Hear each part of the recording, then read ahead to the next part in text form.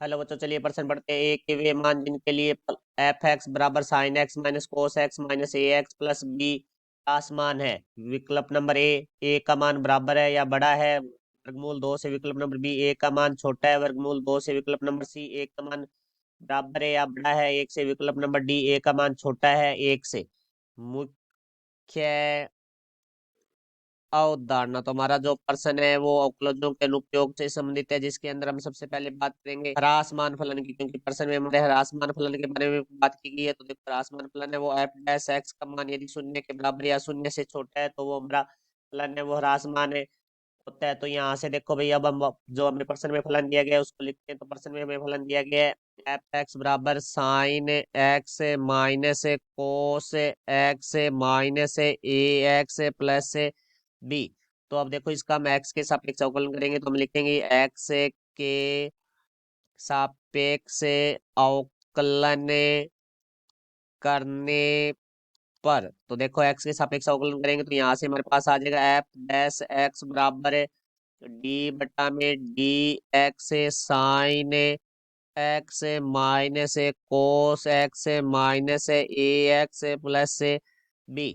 तो देखो भाई, चूंकि हम जानते हैं साइन एक्स का एक्स के सापेक्ष जो अवकलन है वो हमारा होता है कोस एक्स, और जो हमारा कोस एक्स है उसका एक्स के सापेक्ष अवकलन होता है वो होता है हमारा माइनस साइन एक्स। तो यहाँ से देखो भाई, एफ डैश एक्स बराबर हमारे पास आ जाएगा साइन एक्स है तो इसका अवकलन है वो हमारा कोस एक्स हो जाएगा, माइनस कोस एक्स का जो अवकलन है वो माइनस साइन माइनस और माइनस है प्लस साइन एक्स हो जाएगा। फिर हमारे पास है माइनस ए एक्स, एक्स का जो अवकलन है वो हमारा होता है एक प्लस बी, बी का अवकलन है वो हमारा शून्य होता है। तो यहाँ से एफ डैश एक्स बराबर हमारे पास आ जाएगा cos x plus sine x minus a, क्योंकि प्रश्न में क्या कहा गया है कि फलन है वो रासमान है। तो एफ डैश एक्स का मान है वो शून्य के बराबर या शून्य से छोटा होगा। तो यहाँ से देखो, एफ डैश एक्स है वो हमारे पास है cos x plus sine x minus a बराबर है या छोटा है शून्य से। तो माइनस का एक बराबर दूसरी तरफ जाके प्लस का ये हो जाएगा। तो यहाँ से देखो, कोस एक्स प्लस साइन एक्स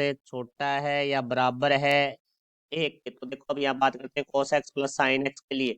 तो देखो, हमारा जो a sine x plus b cos x है, इसकी जो हमारी रेंज है उसके बारे में बात करें, परिसर के बारे में। तो इसका जो परिसर होता है वो हमारा होता है वर्ग माइनस है वर्गमूल ए की घात 2 प्लस बी की घात 2 के बराबर या इससे बड़ा a sine x plus b cos x. तो ये मान है वो हमारा बराबर या छोटा होता है वर्गमूल ए की घात 2 प्लस बी की घात 2। तो यहाँ से हमारे पास जो था प्रश्न में कोस एक्स प्लस साइन एक्स, तो ए का मान भी 1 और बी का मान भी हमारे पास 1 है। तो यहाँ से हमारे पास आ जाएगा माइनस से वर्गमूल ए की घात 2 प्लस ए की घात 2 बराबर या बड़ा है sine x plus cos x बराबर या बड़ा है वर्गमूल में ए की घात 2 प्लस ए की घात 2। तो यहाँ से माइनस वर्गमूल 2 से बड़ा है या बराबर है साइन एक्स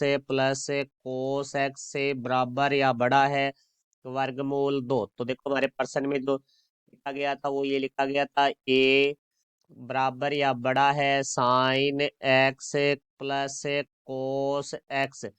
तो यहाँ से देखो भाई, ए का मान बड़ा है या बराबर है sine x plus cos x. तो sine x plus cos x का जो अधिकतम मान है वो हमारा वर्गमूल 2 है। तो इसका अर्थ है कि ए का मान है वो हमारा वर्ग वर्गमूल 2 के बराबर या वर्गमूल 2 से बड़ा होगा। तो हमारा जो उत्तर होगा वो होगा विकल्प नंबर है ए। तो ये हमारे प्रश्न का उत्तर हुआ। मैं आशा करता हूँ समझाया होगा। धन्यवाद।